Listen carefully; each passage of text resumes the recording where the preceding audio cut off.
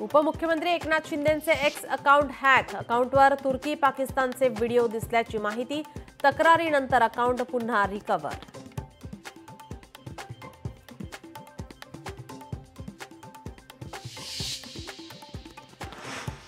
भाजपाच्या युवा मोर्चाच्या वतीनं नमो युवा रनचं आयोजन. मुख्यमंत्री देवेंद्र फडणवीसांनी नमो युवा रनला दाखवला हिरवा झेंडा. साताऱ्यातही युवा रनला मोठा प्रतिसाद. कर्जत यार्डच्या पुनर्बांधणीसाठी 22 ते 24 सप्टेंबरपर्यंत विशेष ब्लॉक. नेरळ खोपोली लोकल सेवा रद्द. दुपारच्या वेळेस घेण्यात येणार ब्लॉक.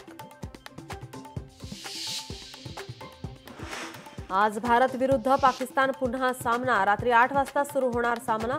दुबई आंतरराष्ट्रीय क्रिकेट स्टेडियमवर रंगणार सामना.